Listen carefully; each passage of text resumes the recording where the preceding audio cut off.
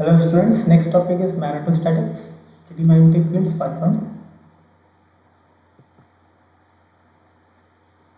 तो मैग्नेटिज्म शुरू करने से पहले क्रॉस प्रोडक्ट रूल देख लेते हैं, क्योंकि जो मैग्नेटिक फील्ड होता है वो कर्ल होता है किसी वेक्टर का। तो जब भी कर्ल की बात करते हैं तो वहाँ पे क्रॉस प्रोडक्ट आता है। तो सपोज लेट्स से दो वेक्टर है ए और बी, दोनों किसी प्लेन पे लाई कर रहे हैं, जैसे इनका प्लेन है।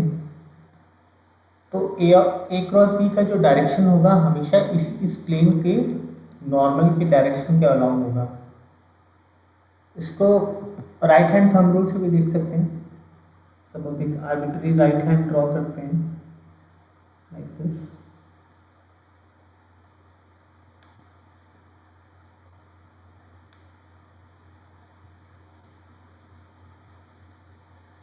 ठीक है, सपोज ए क्रॉस बी वेक्टर का डायरेक्शन देखना है, तो ए पे फर्स्ट फिंगर्स को ए के डायरेक्शन में रखेंगे और कर्ल करेंगे फिंगर्स को बी के डायरेक्शन में। तो जो डायरेक्शन ऑफ थंब होगा वही होगा ए क्रॉस बी वेक्टर का डायरेक्शन। ए के डायरेक्शन में फर्स्ट फिंगर से रखे और बी के डायरेक्शन में कर्ल किया, तो यानी जो थंब का डायरेक्शन है वही डायरेक्शन होगा ए क्रॉस बी वेक्टर का। सेम अगर उसी तरह बी क्रॉस ए वेक्टर निकालना चाह रहे हैं तो बी के डायरेक्शन में थंब रखेंगे और ए के डायरेक्शन में कर्ल करेंगे। तो जो डायरेक्शन ऑफ थंब होगा that will give the direction of the B cross A, यानी A cross B vector is the negative of the B cross A vector.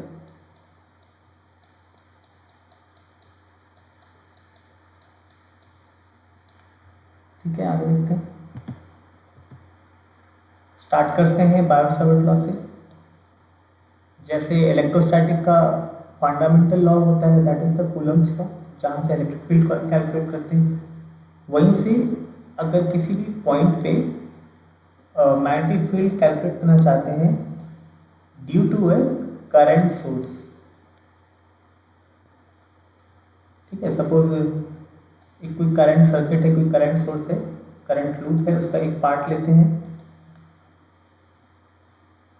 तो जैसे इलेक्ट्रोस्टैटिक में चार्ज एक सोर्स की तरह होता है, मैग्नेटोस्टैटिक में जो करंट सोर्स होता है that will act as the source of magnetic field. ठीक है, और दूसरी चीज़ हम स्टेडी करंट्स की मैग्नेटोस्टैटिक में भी only talk about the steady currents, मतलब जो करंट टाइम वेरिंग नहीं होगा। ठीक है, that is del dot J is equal to 0। ठीक है, तो बायो-सावर्ट लॉ क्या बोलता है कि सपोज किसी भी पॉइंट पी पे मैग्नेटिक जो करंट सोर्स होता है दैट प्रोड्यूसेस मैग्नेटिक फील्ड, तो किसी भी पॉइंट पे उस मैग्नेटिक फील्ड का वैल्यू क्या होगा, तो वो मैग्नेटिक फील्ड क्या होता है, वो प्रोपोर्शनल होता है करंट सोर्स के प्रोपोर्शनल होता है, और वो इन्वर्स प्रोपोर्शन होता है डिस्टेंस के, उस सोर्स से स्क्वायर ऑफ द डिस्टेंस। ठीक है, तो यहाँ देख सकते हैं dependence of B on 1/r², it is similar to the Coulomb's law in electrostatics. ठीक है, और जो टर्म होता है डीएल क्रॉस आर, ये टर्म क्या दिखा, ये क्रॉस प्रोडक्ट है, यानी ये वेक्टर प्रोडक्ट है जो कि that will indicate the direction of the magnetic field. ठीक है, उसी पॉइंट पे। ठीक है, तो सपोज ओरिजिन से rth डिस्टेंस पे मैग्नेटिक फील्ड कैलकुलेट करना चाह रहे हैं, तो एक आर्बिट्ररी डिफरेंशियल लेंथ लेते हैं उस करंट सोर्स, उस करंट लूप का। तो उसका डायरेक्शन कैसे पता करेंगे, that with the help of dl cross r. Suppose differential length का डायरेक्शन क्या होगा, जो करंट सोर्स है उसके डायरेक्शन में होगा, और आर क्या होगा, उस करंट सोर्स से उस पॉइंट पी के टुवर्ड्स जो डायरेक्शन होगा, और दोनों के बीच का एंगल लेट्स से थीटा है। तो जो डीएल क्रॉस आर होगा उसका ये डीएल क्रॉस और जिस प्लेन में लाई कर रहा है तो उस प्लेन, तभी हमने क्रॉस प्रोडक्ट में देखा था कि उसका जो डायरेक्शन होगा उसके नॉर्मल होगा हमेशा। ठीक है, this is the Biot Savart law.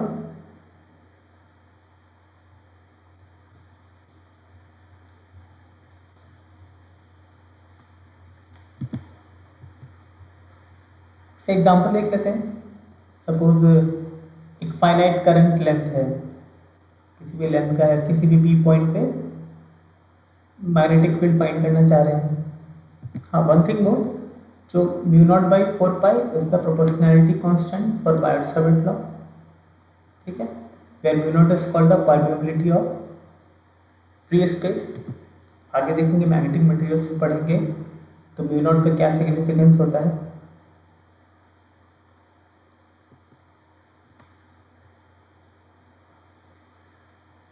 तो सपोज ओरिजिन, हाँ, सपोज ओरिजिन से z डिस्टेंस पे एक स्मॉल डिफरेंशियल करंट लेंथ लेते हैं, उसके कारण सबसे पहले मैग्नेटिक फील्ड निकालते हैं पी पॉइंट पे, और उसके बाद पूरे लेंथ के लिए उसको इंटीग्रेट कर देंगे।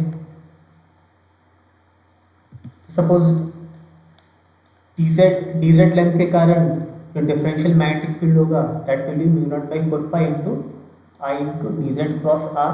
dz क्रॉस आर क्या दिखाएगा? Direction of the magnetic field. तो सपोज ये करंट का डायरेक्शन है और ये डिस्टेंस का डायरेक्शन, और ये डिस्टेंस का डायरेक्शन है, तो उसका एंगल थीटा है। तो dz आर का डायरेक्शन क्या हो जाएगा? यू कैन सी है a फाई के डायरेक्शन में हो जाएगा। ठीक है, सपोज इस ट्रायंगल को कंसीडर करते हैं। ठीक है, इसको यहाँ पुट अप करते हैं, एक रिलेशन निकाल लेते हैं, और ये z एक्सिस से ये कांस्टेंट डिस्टेंस है p का, दैट इज द रो। ठीक है, तो ये ट्रायंगल लेते हैं, ट्रायंगल को यहाँ पुट अप कर देते हैं। तो जो थीटा एंगल होगा, यानी जो dz क्रॉस आर है, उसका जो साइन ऑफ थीटा फाइंड करेंगे, तो थीटा का इंटरनल एंगल्स के साथ रिलेशन देख लेंगे, that will B 90 plus alpha. ठीक है, तो उसी तरह आर फाइंड कर लेंगे, that will B row upon cos alpha. ठीक है, तो ये डिफरेंशियल फील्ड हो जाएगा एक dz लेंथ के कारण। और अब लेट्स से हम मैग्नीट्यूड देखते हैं मैग्नेटिक फील्ड का। तो that is dz cross r क्या हो जाएगा? dz into sine theta. जो आर है वो क्या है? यूनिट वेक्टर है in the direction of r. तो आर कब हमने देखा था? Rho upon cos theta find किया था। और अल्फा को साइन थीटा के टर्म में लिख सकते हैं, because theta is equal to 90 plus alpha. तो फाइनली ये जो आर है, आर को रिप्लेस कर सकते हैं रो के टर्म में।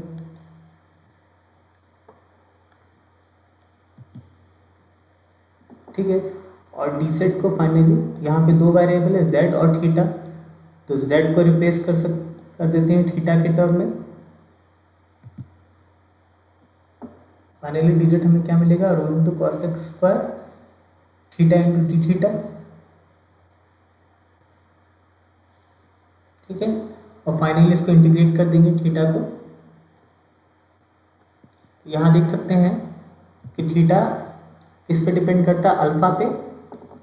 और अल्फा जो है, और हमें इस लेंथ का इंटीग्रेशन करना है, तो अल्फा वैरी करता है कहाँ से? अल्फा 1 से अल्फा 2 तक।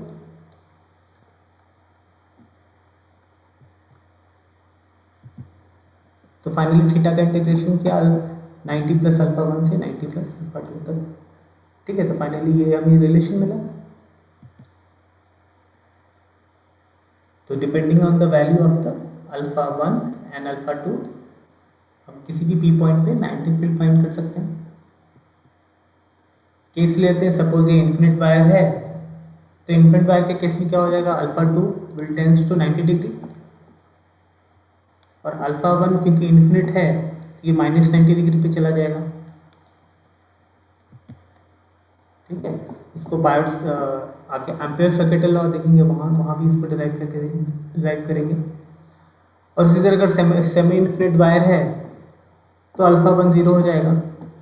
ठीक है, यहीं से शुरू होगा और अल्फा टू इन्फिनिट हो जाएगा। तो कुछ इस टाइप का रिलेशन मिलेगा।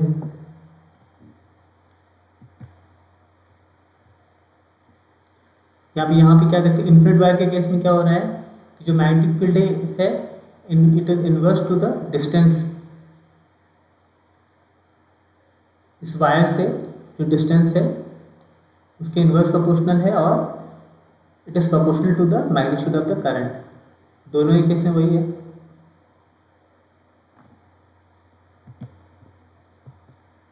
सेकेंड एग्जांपल देखते हैं, magnetic field due to thin circular wire along its axis. और दो यहाँ पे हमने सर्कुलर वायर दिखाया है, इसका कुछ पर्टिकुलर थिकनेस दिख रहा है, लेकिन मान के चलेंगे ये थिन वायर है, इसका कोई थिकनेस नहीं है। ठीक है, तो इसके अलोंग इट्स एक्सिस, इसके एक्सिस पे मैग्नेटिक फील्ड फाइंड करना है। ठीक है, तो एक डिफरेंशियल लेंथ लेंगे। अभी एक्स वाई एक्सिस है और जेड एक्सिस है, तो एक्स से सपोज जैसे अगर rho phi Z coordinate cylindrical coordinate system लेते हैं, तो एक्स से फाई एंगल पे एक करंट सोर्स लेंगे। तो उस करंट सोर्स का लेंथ क्या हो जाएगा, रो इंटू डी फाई हो जाएगा।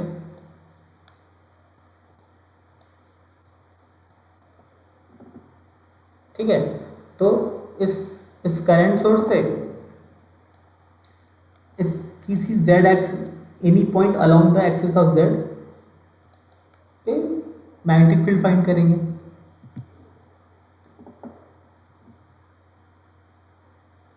तो यहाँ देखते हैं, ये ट्राइंगल कंसीडर करते हैं, ये जो ट्राइंगल है, सपोज मान लेते हैं कि सर्कल का जो रेडियस है वो रो है। इसी ट्राइंगल को यहाँ पे ऑब्जर्व अगर करते हैं तो ये मान लेते हैं इस ट्राइंगल का प्लेन है, इस प्लेन पे ये ट्राइंगल लाई कर रहा है। ठीक है, तो बाहर के डायरेक्शन में वो ये करंट का डायरेक्शन हो जाएगा, और ये जो रेडियस का डायरेक्शन है, रेडियस मतलब जो डिस्टेंस है जिस पॉइंट पे मैग्नेटिक फील्ड फाइंड करना चाह रहे हैं। ठीक है, ये जो डिस्टेंस है, तो बायोट-सावर्ट लॉ क्या होता है, बायोट-सावर्ट लॉ विल बी उसका क्रॉस प्रोडक्ट हो जाएगा। जो मैग्नेटिक फील्ड का डायरेक्शन कैसे निकालेंगे, उसका यूजिंग द क्रॉस प्रोडक्ट। तो यहाँ देखेंगे तो ये करंट का डायरेक्शन है और ये डिस्टेंस का डायरेक्शन है। तो यानी मैग्नेटिक फील्ड का डायरेक्शन क्या होगा, ये इन दोनों का जो प्लेन है, ये दोनों जिस प्लेन पे लाई कर रहा है उसके परपेंडिकुलर हो जाएगा। तो यानी ये जो डायरेक्शन है, तो ये डायरेक्शन हो जाएगा मैग्नेटिक फील्ड का, ये जो डायरेक्शन है differential due to the differential current length. ठीक है, अब क्योंकि ये सर्कुलर सिमेट्री है, तो अगर इस डिफरेंशियल लेंथ के कारण अगर ये मैग्नेटिक फील्ड का डायरेक्शन है, तो सिमिलरली उसके डायगोनल में भी एक और सिमेट्रिकली प्लेस्ड होगा एक और करंट सोर्स, जिसके कारण मैग्नेटिक फील्ड इस डायरेक्शन में होगा। ठीक है, तो अगर ये जो एक्सिस है, तो इस मैग्नेटिक फील्ड का कंपोनेंट इस एक्सिस में और इस मैग्नेटिक फील्ड का कंपोनेंट इस एक्सिस में, इन दोनों को कैंसिल आउट कर देगा।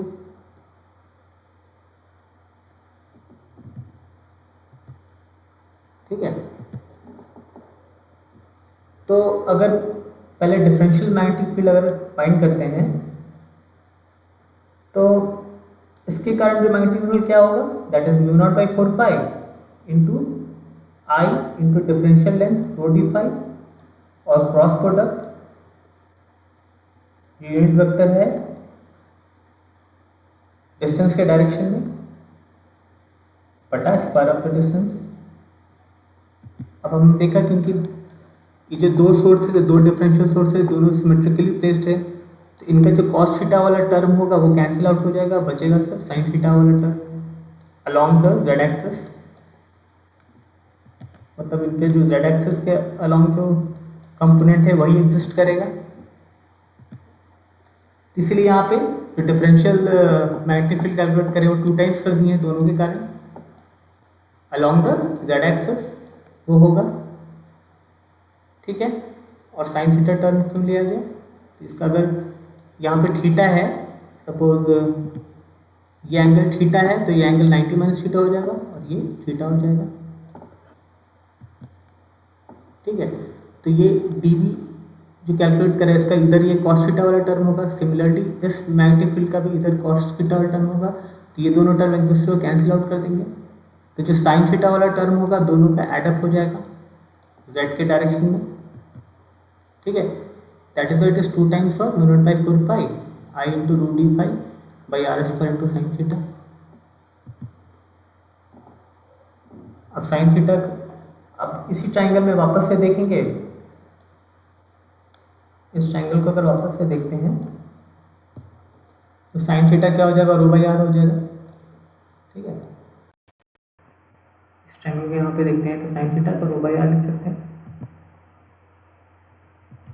तो फाइनली इसका इंटीग्रेशन कर देंगे और फाई कहाँ से वैरी करेगा, 0 से पाई तक वैरी करेगा। ऑल्दो ये सर्कल 0 से 2 पाई तक है, फाई 0 से 2 पाई तक वैरी कर रहा है, लेकिन हमने एक ही टाइम में दो डिफरेंशियल लेंथ लिया है, इसलिए 2 पाई ना लेके 0 से पाई तक वैरी करेगा। तो यानी जो फाइनल जो मैग्नेटिक फील्ड होगा z एक्सिस पे, उसका डायरेक्शन z के डायरेक्शन में ही होगा,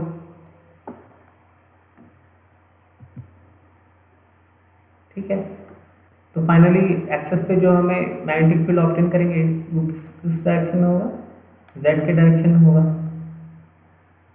मान लो सर्किल इसी करंट वायर के सेंटर पे मैग्नेटिक फील्ड फाइंड करना चाह रहे हैं, तो z का वैल्यू 0 कर देंगे, तो कुछ इस टाइप का रिलेशन मिलेगा हमें, ठीक है। इस तरह से बायोट-सावर्ट लॉ का यूज करके we can find the magnetic field due to the current source, steady current source।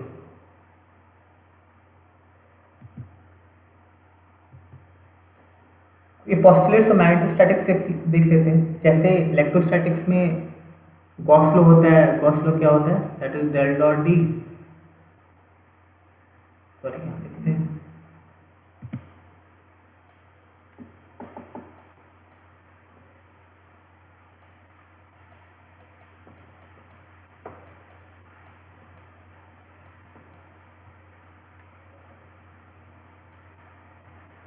तो इलेक्ट्रोस्टैटिक्स में जो फंडामेंटल जो पोस्टुलेट होता है that is the Gauss law, ठीक है। जब भी वो कोई सोर्स के प्रेजेंट में गॉस लॉ को इस तरह से रिप्रेजेंट करते हैं। और अगर दूसरा पोस्टुलेट क्या होता है, उससे कंजर्वेटिव फील्ड का दूसरा पोस्टुलेट उससे कंजर्वेटिव फील्ड रिलेटेड होता है, that is the del cross E is equal to 0। और यहाँ पे del dot E equal to rho upon epsilon, ठीक है। तो इलेक्ट्रोस्टैटिक पे क्रॉस प्रोडक्ट 0 होता है इलेक्ट्रिक फील्ड का, लेकिन मैग्नेटोस्टैटिक में मैग्नेटिक फील्ड का डाइवर्जेंस 0 होता है, लेकिन उसका क्रॉस एग्जिस्ट करता है।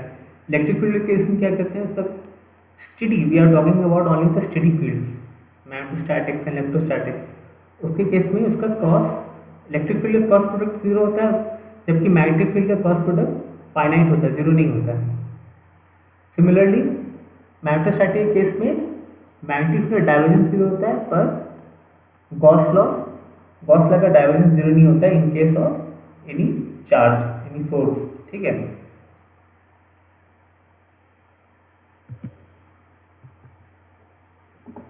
तो सबसे पहले उस पोस्टुलेट को देखते हैं। सबसे पहला postulate that is the divergence of the magnetic field is 0।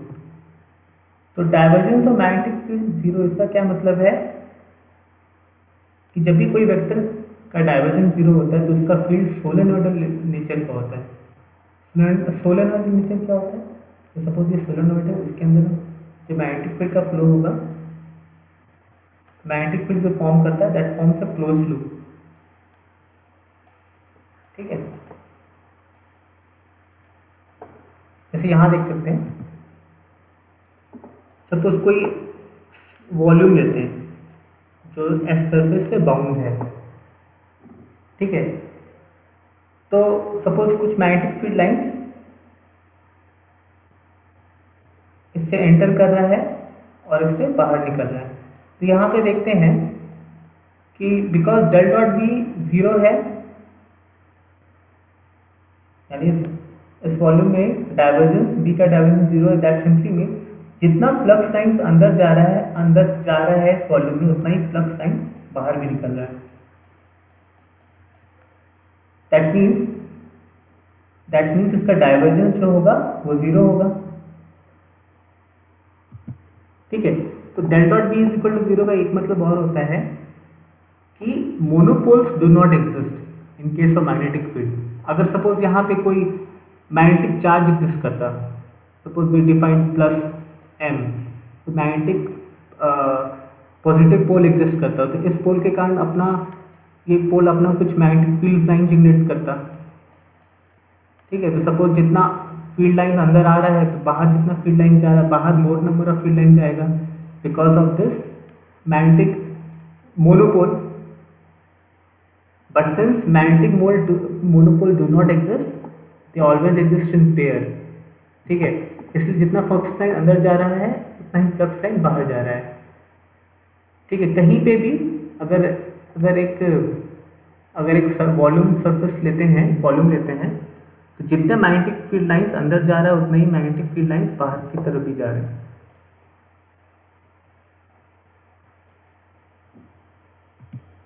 ठीक है, that is why the divergence of magnetic field is zero in case of steady magnetic fields. यहाँ हम टाइम वेरिंग मैग्नेटिक फील्ड का कोई डिस्कशन नहीं कर रहे, we are only talking about the magnetic field due to constant sources, non time varying sources.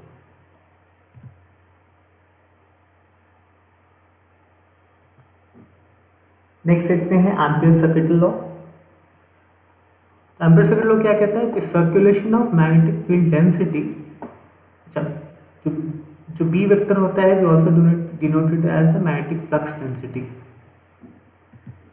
The circulation of magnetic flux density around any close path in free space equals to the mu not times of total current flowing through the surface bounded by the path.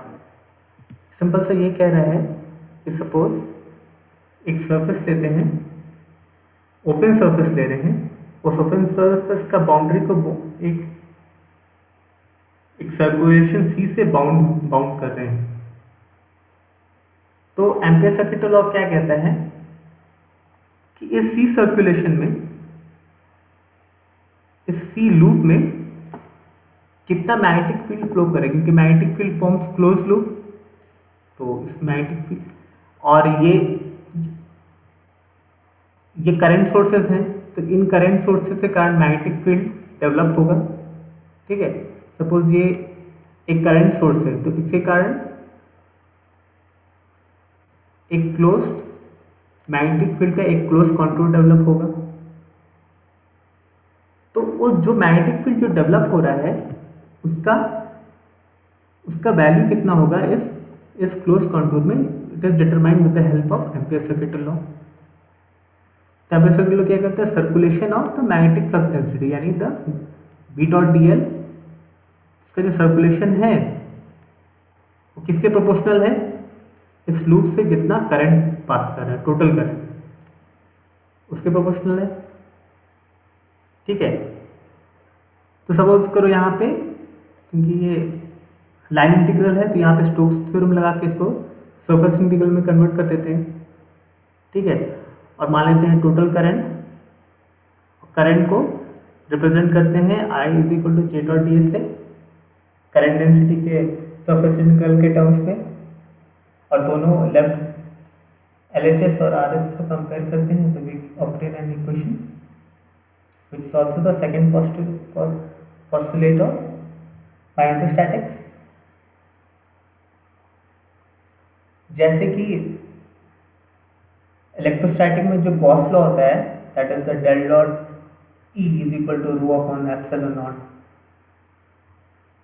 तो magnetostatic के case में जो Ampere circuit law होता है that is in case of a current source, और जब current source नहीं रहेगा then del dot B is equal to 0।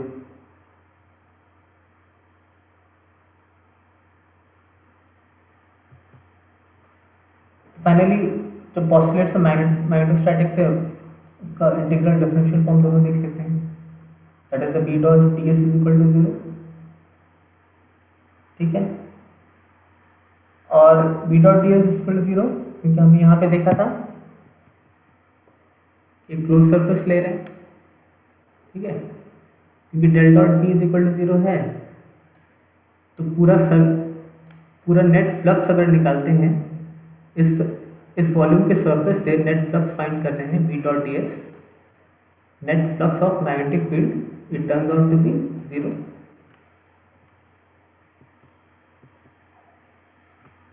ठीक है।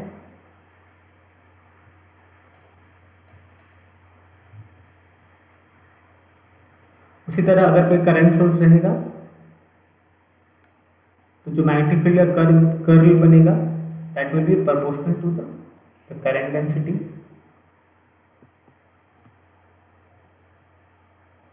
एक नया टर्म डिफाइन करते हैं मैग्नेटिक फील्ड इंटेंसिटी, इसके बारे में मैग्नेटिक मटेरियल्स में जानेंगे। सो इन केस ऑफ वैक्यूम और एयर तो जो मैग्नेटिक फ्लक्स डेंसिटी होता है हमेशा प्रोपोर्शनल होता है मैग्नेटिक फील्ड इंटेंसिटी के, ठीक है। तो H को भी सिंपली H को हम लोग मैग्नेटिक फील्ड ही बोलते हैं, ठीक है, और B को रिप्रेजेंट करते हैं मैग्नेटिक फ्लक्स डेंसिटी से। और ये दोनों तो मैग्नेटिक फील्ड जो टर्म होता है इंटरचेंजेबली दोनों के लिए यूज होता है, ठीक है। तो यहाँ पे हम जो मैग्नेटोस्टैटिक के जो पोस्टुलेट्स हैं H के टर्म में भी लिख सकते हैं, ठीक है। जस्ट B की जगह पे म्यू नॉट H कर देंगे।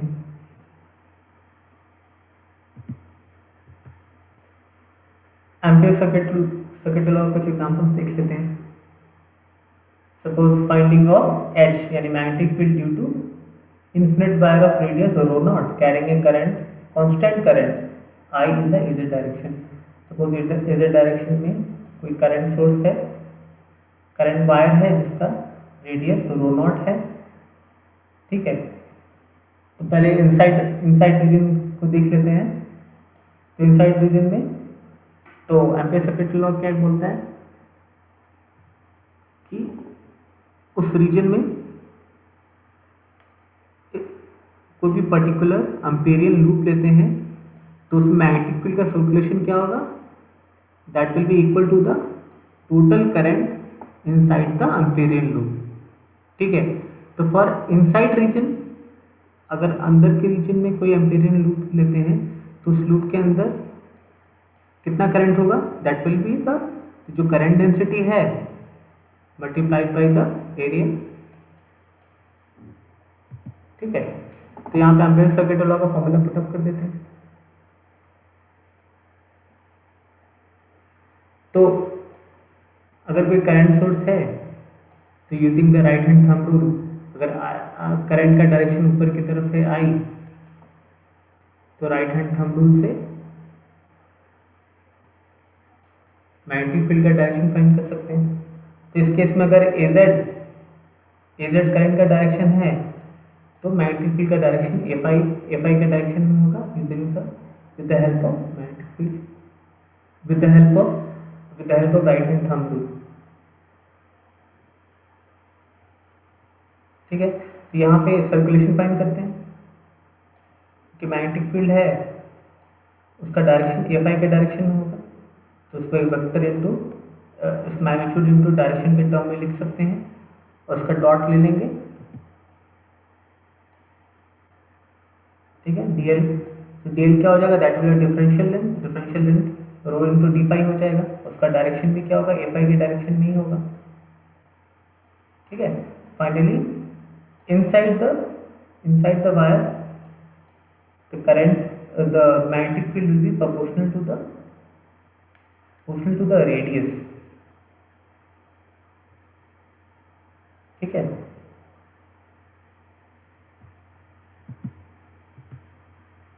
और बाहर के रीजन में देख लेते हैं। बाहर के रीजन में एक बड़ा सा एम्पीयर लेंगे तो अंदर में total current will be I only. तो यहाँ पे you can simplify the magnetic field as h/2π rho. तो ये इन्फिनिट वायर का केस है, हमने यही सेम केस अभी फाइंड किया था बायर-सावर्त लॉ के केस में भी। ठीक है, तो फाइनली h का वेरिएशन देखते हैं। तो inside the wire h is proportional to the radius of the wire, और अगर एक्सटर्नल टू द वायर देखेंगे तो it will be in the inverse proportion. इसको फाइनली प्लॉट कर सकते हैं।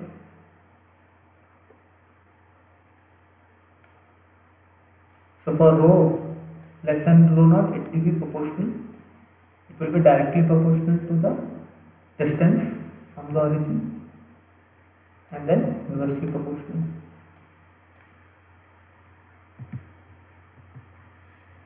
सेकेंड एग्जाम्पल देखते हैं, magnetic field due to infinite uniform sheet current के, जहाँ पे K is nothing but the sheet charge density, मतलब the total current per unit length. ठीक है, सपोज एक शीट चार्ज है जो एक्स वाई प्लेन पे रखा हुआ है, it is flowing over the x Y plane. तो यहाँ पे अगर एम्पियर सर्किट लॉ लगाते हैं तो एक एम्पिरियन लूप कंसीडर करेंगे, ये वाला एम्पिरियन लूप। ठीक है, तो सपोज इसका लेंथ L है और कोई विड्थ होगा। ये जो विड्थ है यहाँ पे कोई मैग्नेटिक सर्कुलेशन नहीं होगा। क्यों? सपोज यहाँ पे एक करंट सोर्स रखते हैं और सपोज ये देखते हैं, ये मैग्नेटिक सर्कुलेशन यहाँ पे देखते हैं। तो यहाँ पे भी एक करंट सोर्स है और यहाँ पे भी एक करंट सोर्स है। सपोज ये करंट सोर्स है और ये करंट सोर्स है, यहाँ पे हमें सर्कुलेशन इस डायरेक्शन में फाइंड करना है। तो इस करंट सोर्स के कारण मैग्नेटिक फील्ड कुछ डेवलप होगा क्योंकि इस डायरेक्शन में होगा, और इस करंट सोर्स के कारण मैग्नेटिक फील्ड जो प्रोड्यूस होगा वो इस डायरेक्शन में होगा। तो यानी इस लेंथ पे मैग्नेटिक फील्ड का टोटल कैंसिलेशन हो जाएगा, क्योंकि इस सोर्स के कारण मैग्नेटिक फील्ड का डायरेक्शन इधर है और इस सोर्स के कारण मैग्नेटिक फील्ड का डायरेक्शन इधर है। ठीक है, फाइनली तो टोटल सर्कुलेशन हमें सिर्फ लेंथ के अलॉन्ग मिलेगा। ठीक है, तो फाइनली जो that will be magnetic field due to a charge sheet will be constant which is equal to k/2। ठीक है, और अब ये करंट का डायरेक्शन है, तो जो रिजल्टेंट मैग्नेटिक फील्ड बनेगा उसका डायरेक्शन कुछ इस डायरेक्शन में होगा using the right hand thumb rule. तो ये डायरेक्शन होगा। अब क्योंकि ये जो करंट शीट है वो एक्स वाई प्लेन पे है, तो ये जो लेंथ है वो z लेस देन 0 पे है और ये जो लेंथ है वो z ग्रेटर देन 0 पे है। ठीक है, तो इस डायरेक्शन में that is the positive y direction. ठीक है, तो z लेस देन के केस में h का direction will be in the positive y direction, और इस लेंथ के अलॉन्ग जो मैग्नेटिक फील्ड का सर्कुलेशन होगा that will be in the negative y direction और z ग्रेटर देन 0। अब नेक्स्ट एग्जांपल देखते हैं, magnetic field due to infinite uniform solenoid of closely bound turns. तो इसको आइडियल सोलेनॉइड बोलते हैं। ठीक है, मान लेते हैं इसका जो turns let n be the number of turns per unit length. ठीक है, तो यहाँ पे अगर एम्पीयर सर्किट लॉ लगाते हैं तो मान लेते हैं कुछ इस यहाँ पे एम्पीरियल लूप लेते हैं, एक part of it is inside the solenoid और एक पार्ट इसका आउटसाइड है। ठीक है, तो इस लेंथ के अलावा मैग्नेटिक फील्ड का कोई सर्कुलेशन नहीं होगा, हम देख चुके हैं। ठीक है, तो और सेकेंड थिंग मैग्नेटिक, क्योंकि ये एक आइडियल सोलेनॉइड के केस में मैग्नेटिक फील्ड बाहर में एग्जिस्ट नहीं करता, magnetic field only exist inside the solenoid. ठीक है, इसलिए इस लेंथ के अक्रॉस भी कोई मैग्नेटिक सर्कुलेशन नहीं होगा। ठीक है, सिर्फ इस लेंथ के अक्रॉस मैग्नेटिक सर्कुलेशन होगा। मान लेते हैं वो लेंथ L है और इसके अंदर टोटल करंट कितना है, अगर N है number of turns per unit length, तो total current N into L into I हो जाएगा। ठीक है, तो मैग्नेटिक फील्ड अंदर की तरफ से एग्जिस्ट करेगा, बाहर की तरफ नहीं करेगा। ठीक है, it will exist only inside the solenoid and not outside the solenoid. This is the case of an ideal solenoid of infinite length. ठीक है, इसको प्रूव भी कर सकते हैं कि बाहर में मैग्नेटिक फील्ड एग्जिस्ट नहीं करता है। एक प्रायर अजम्पशन होता है कि magnetic field at large distance outside an infinite solenoid is zero. ठीक है, तो अगर मान लेते बाहर में एक एम्पीरियल लूप लेते हैं, तो मान लेते यहाँ पे सर्कुलेशन एच इंटू ए है और डाउनवर्ड है तो माइनस एच इंटू बी हो जाएगा, और एल लेंथ में सर्कुलेशन ले रहे हैं तो is equal to total enclose current, यानी इसके अंदर में तो कोई इस एम्पीरियल लूप से तो कोई करंट पास नहीं कर रहा, तो टोटल करंट जीरो है। That means H along A equals to H along B. अब हमने माना है, अब हम जानते हैं कि magnetic field at large distance is zero, तो मान लो बी को लार्ज डिस्टेंस से पुट अप करते हैं तो लार्ज डिस्टेंस पे एच पी का वैल्यू जीरो होगा। तो अगर एच पी का वैल्यू जीरो है तो यानी एच ए का वैल्यू भी जीरो हो जाएगा। ठीक है, यहाँ क्या लिखा हुआ, since magnetic field at large distance outside an infinite solenoid is zero, hence if the point B is at large distance means HP must be zero and consequently HA is zero. Therefore the magnetic field is zero everywhere. यानी जो ideal solenoid होता है, ideal solenoid के outside the solenoid magnetic field is always zero. ठीक है, अब जैसे field है तो फील्ड के करस्पॉन्डिंग पोटेंशियल होता है। ठीक है, जैसे इलेक्ट्रोस्टैटिक में हमने देखा था कि इलेक्ट्रिक फील्ड के करस्पॉन्डिंग इलेक्ट्रिक पोटेंशियल होता है। इसी तरह मैग्नेटोस्टैटिक में we study about the potentials.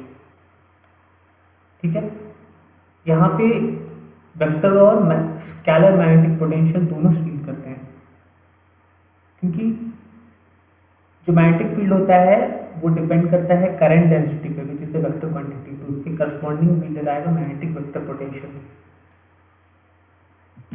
ठीक है, एक नल आइडेंटिटी से शुरू करते हैं। We already know that the divergence of curl is zero. ठीक है, और मैग्नेटोस्टैटिक्स का केस क्या होता है, फंडामेंटल पोस्टुलेट होता है कि divergence of magnetic field is zero. इन दोनों रिलेशन को अगर कंपेयर करते हैं तो हम लोग लिख सकते हैं B can be the magnetic field can be written as a curl of some vector. तो ये जो वेक्टर होता है, इसी वेक्टर को we call it as the magnetic vector potential. So the vector potential can be written as, so the magnetic field can be written in terms of the curl of a vector. That vector is called the magnetic vector potential. आगे देखते हैं, तो ये fundamental postulate जानते हैं। Curl of जो magnetic field होता है वो करंट डेंसिटी पे डिपेंड करता है। ठीक है, अभी हमने देखा था B is equal to del cross है, तो B की जगह पे डेल क्रॉस से पुटअप करते हैं। फाइनली एक रिलेशन होता है क्रॉस प्रोडक्ट का डेल क्रॉस से is equal to the gradient of the divergence of A minus times of the Laplacian of the vector Laplacian of the vector A। ठीक है, तो जैसे लैप्लास इक्वेशन हमने स्केलर इलेक्ट्रोस्टैटिक्स में देखा था, del square V is equal to zero. तो उस केस में क्या होता है कि v जो होता है वो एक स्केलर क्वांटिटी होता है, और उसी का जो लैप्लासियन निकालते हैं वो भी स्केलर होता है। पर यहाँ पे एक और टर्म होता है वेक्टर स्केलर, वेक्टर लैप्लासियन भी होता है। इसको कुछ इस तरीके से डिनोट करते हैं। तो लैप्लासियन हर डायरेक्शन में लैप्लासियन फाइंड करते हैं, और उसके करस्पॉन्डिंग जो वेक्टर क्वांटिटी होता है that is the Laplacian of the vector. ठीक है, तो पुटअप करके फाइनली हमें ऐसा एक रिलेशन मिलता है। और यहाँ पे हम क्या करते हैं, डेल डॉट ए को जीरो पुटअप कर देते हैं। ये इसको गेज ट्रांसफॉर्मेशन भी बोलते हैं। अब डेल डॉट ए को जीरो क्यों पुटअप कर रहे हैं, जो ए वेक्टर होता है, जैसे कि इलेक्ट्रोस्टैटिक में देखा था हमने, पोटेंशियल जो होता है वो प्रोपोर्शनल होता है जो चार्ज होता है सोर्स के करस्पॉन्डिंग उसके प्रोपोर्शनल होता है। अब यहाँ पे ये जो वेक्टर पोटेंशियल है वो प्रोपोर्शनल होता है जे वेक्टर के, depends on the J vector. ठीक है, अब because del dot J is zero, क्योंकि स्टेडी करंट से डील कर रहे हैं, सो वी कैन राइट, तो इसकी करस्पॉन्डिंगली डेल डॉट ए को भी हम जीरो पुटअप कर देते हैं। ठीक है, तो डेल डॉट ए को जीरो पुटअप किया तो finally we obtain an equation this called the vector Poisson equation. जैसे कि इलेक्ट्रोस्टैटिक्स में देखा था, del square B is equal to minus rho upon epsilon naught. कुछ इसी टाइप का वेक्टर पोसा इक्वेशन भी होता है in terms of the vector magnetic potential. और ये यहाँ पे सोर्स क्या है, that is the current density, और इलेक्ट्रोस्टैटिक केस में that is the charge density. ठीक है, तो इसको वेक्टर पोसा इक्वेशन को सॉल्व करते हैं। ए तो इसका सॉल्यूशन किसके टर्म में होता है, वेक्टर के टर्म में होता है, विच is the source is the current density के टर्म में होता है। यानी देख सकते हैं जो सॉल्यूशन होता है, अगर वॉल्यूम करंट डेंसिटी है तो जो इंटीग्रल आएगा that will B volume integral. और अगर लेंथ के अलॉन्ग है, जैसे करंट सोर्स है तो लेंथ के अलॉन्ग है, तो वहाँ पे हम फाइंड करना चाह रहे हैं, उसके करस्पॉन्डिंग ये हो जाएगा। सिमिलरली अगर करंट शीट है, जैसे शीट करंट हमने देखा, तो सरफेस इंटीग्रल आएगा। ठीक है,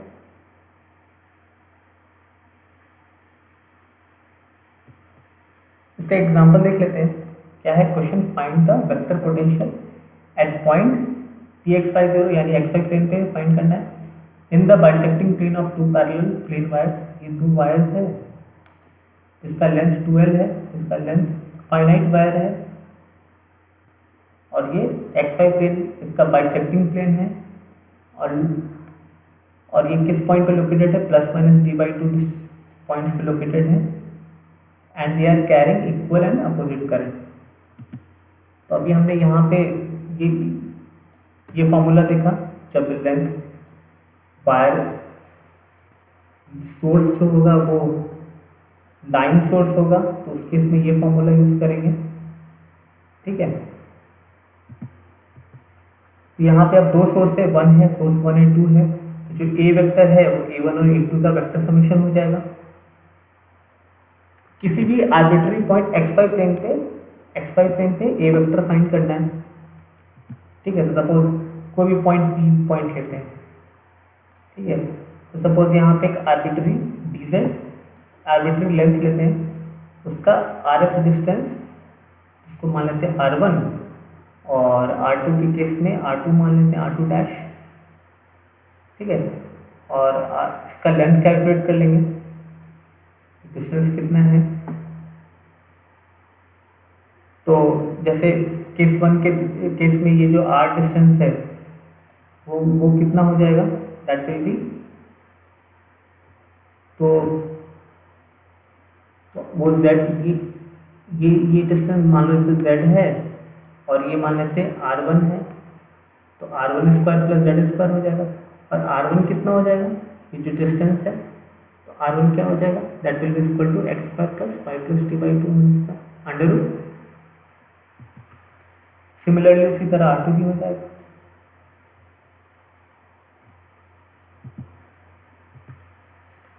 तो फाइनली A1 का इंटीग्रल कैलकुलेट कर लेंगे, it's very easy.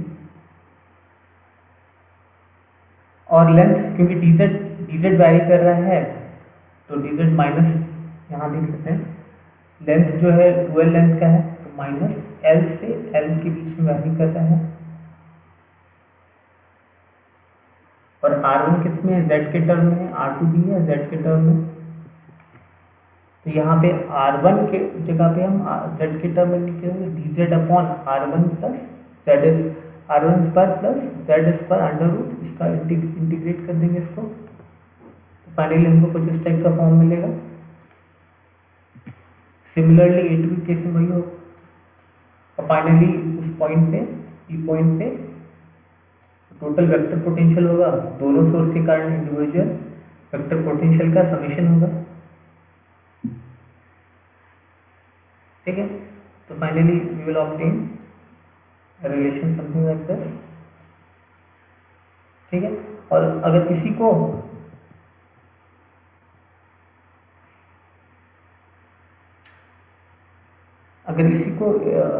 Infinite,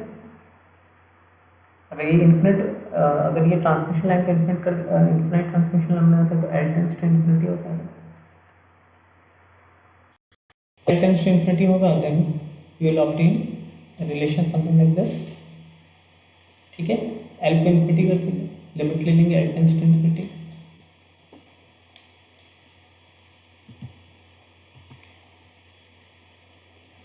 next देखते हैं मैग्नेटिक स्केलर पोटेंशियल। एक और नल आइडेंटिटी देखते हैं। You know that the curl of gradient is 0। ठीक है, तो अगर करंट फ्री रीजन है, ठीक है, हमने जो दूसरा पॉस्टुलेट देखा था मैग्नेटोस्टैटिक्स का था, वो क्या था, del cross B equals to J।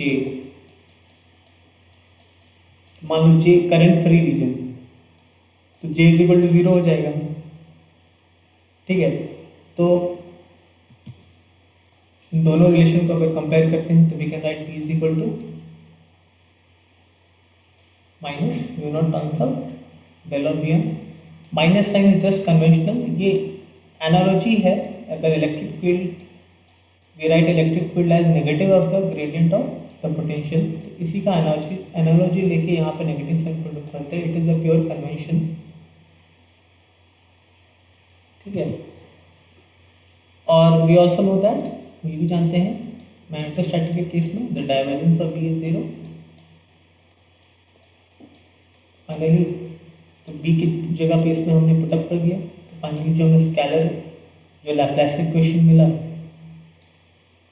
ठीक है, किसका मिलेगा, in case of the magnetic scalar potential कब होगा, when there is no current density. जैसे कि इलेक्ट्रोस्टैटिक में देखा है जब चार्ज डेंसिटी नहीं रहता है तो वहाँ पे लैप्लास इक्वेशन सॉल्व करते हैं। तो यहाँ पे क्या है, जब करंट डेंसिटी नहीं रहेगा तो उस केस में we solve Laplace equation to get the magnetic scalar potential. क्योंकि जो वेक्टर स्केलर पोटेंशियल है वो डायरेक्टली डिपेंड करता है करंट डेंसिटी पे। तो that is the vector scalar potential. और यहाँ पे करंट फ्री रीजन की बात कर रहे हैं, तो जो लैप्लास इक्वेशन सॉल्व करेंगे that will B for the magnetic scalar potential.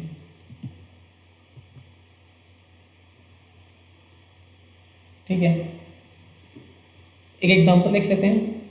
Suppose ये इन्फिनिट कोएक्सियल सिलिंड्रिकल लाइन है। सपोज में बाहर की तरफ करंट है अंदर में, ठीक है, जो इंटरनल वायर है, और बाहर में अंदर की तरफ करंट जा रहा है।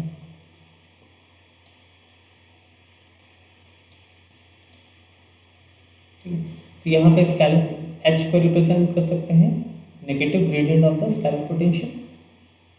ठीक है, और हमने भी देखा था करंट के केस में इन्फिनिट करंट लाइन होता है, तो उस करंट लाइन के बाहर में जो मैग्नेटिक फील्ड इंटेंसिटी कैलकुलेट करते हैं, it is inversely proportional to the radial distance. तो H की जगह पे वो पुट अप कर देंगे। तो ये कौन सा रीजन कंसिडर कर रहे हैं?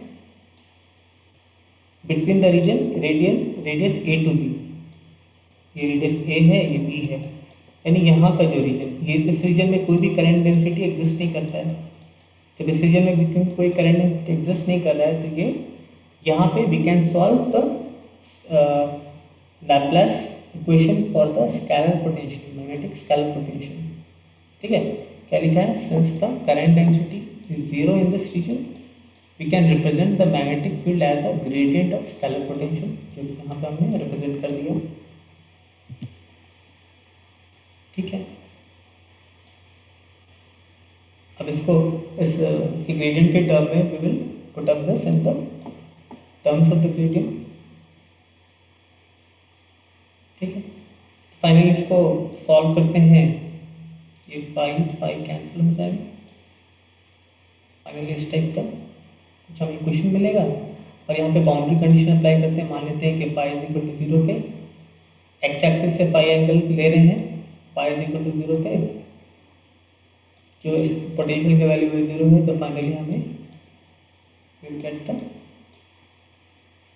Relation of the scalar potential with the space coordinate phi.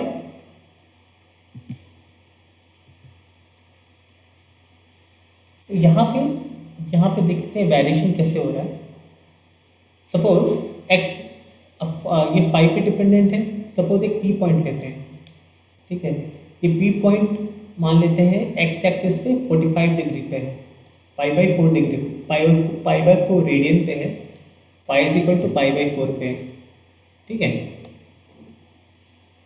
तो अगर 0 से पाई/4 तक जाते हैं, ठीक है, तो उस केस में फिर फाई का वैल्यू पाई/4 पुट करेंगे तो माइनस आई/8 मिलेगा। लेकिन आप देखते हैं कि अब फाई का value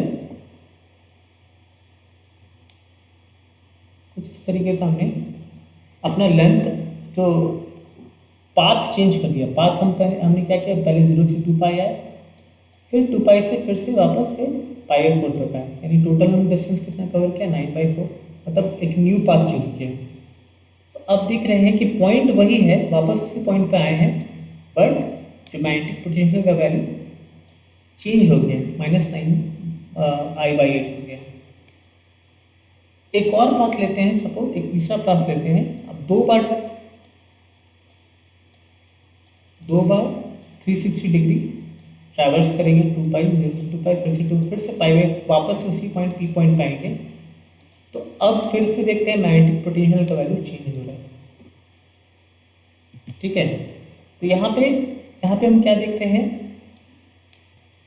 the table shows the dependence of magnetic scalar potential with path traversed.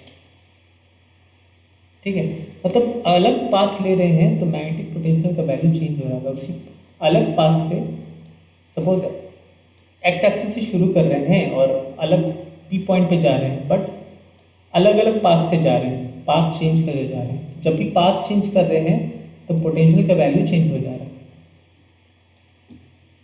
ठीक है, ये x इक्वल टू 0 पे भी देख सकते हैं। मान लेते हैं कि जब फाई इक्वल टू 0 है तब em का वैल्यू 0 रहेगा, लेकिन जब 2 पाई ट्रैवर्स करके आएंगे तो इसका वैल्यू -5 हो जा रहा है। यानी जो मैग्नेटिक पोटेंशियल जो है, स्केलर पोटेंशियल, वो पाथ डिपेंडेंट है। जैसे इलेक्ट्रिक फील्ड के केस में हमने देखा था कि जो डजेंट मैटर किस पाथ से हम लोग आ रहे हैं, पोटेंशियल डिफरेंस हमेशा सेम रहता है। But magnetic scalar potential case में ऐसा नहीं होता है। ठीक है, क्या एक कंपैरिजन देख लेते हैं कि दोनों का रिप्रेजेंटेशन सेम। सपोज ए से बी जा रहे हैं तो that will B -h.dl, the magnetic scalar potential. Similarly electric potential भी ऐसा ही होगा, लेकिन डिफरेंस क्या है, जो मैग्नेटिक स्केलर पोटेंशियल डिफरेंस जो कैलकुलेट करते हैं, that has path specific value. अगर पाथ चेंज कर देंगे ए और बी, सपोज ये पॉइंट ए है और ये पॉइंट बी है, अलग अलग पाथ है, जैसे ये पाथ 1 है, ये पाथ 2 है, ये पाथ 3 है। तो अगर ए टू बी पाथ चूज करेंगे तो मैग्नेटिक पोटेंशियल का वैल्यू अलग हो जाएगा। जैसे ये V1 हो गया मैग्नेटिक जो पोटेंशियल स्केलर पोटेंशियल ऐड करे, और अगर सेकंड पाथ चूज करें तो मान लें V2 हो रहा है, और थर्ड पाथ चूज करें तो मान V3 हो रहा है, तो V1 is not equal to V2 not equal to V3। लेकिन इलेक्ट्रिक पोटेंशियल के केस में ऐसा नहीं होता। इलेक्ट्रिक पोटेंशियल के केस में हमें क्या दिखाते हैं, सिंपल सा, सपोज इलेक्ट्रिक सर्किट में दो पॉइंट है, जैसे दिस इज V1, जैसे दिस इज VA, एंड जैसे दिस इज VB। जैसे यहाँ पे कोई इंडक्टर है या यहाँ पे कोई कैपेसिटर है, तो अगर इस पाथ को ट्रैवर्स करे या फिर इस पाथ को ट्रैवर्स करे या फिर इस पाथ को ट्रैवर्स करे, जो पोटेंशियल डिफरेंस होता है वो हमेशा सेम होगा, that is always it will B VA minus VB। तो डजेंट मैटर हम किस पाथ को ट्रैवर्स करें, इलेक्ट्रिक पोटेंशियल केस में तो पोटेंशियल डिफरेंस हमेशा सेम रहेगा। लेकिन मैग्नेटिक स्केलर पोटेंशियल के केस में ये ऐसा नहीं होता है, पाथ जस्ट जो पाथ चूज करेंगे उसके करस्पॉन्डिंग हमें अलग पोटेंशियल मिलेगा। ठीक है, दैट्स ऑल, थैंक यू।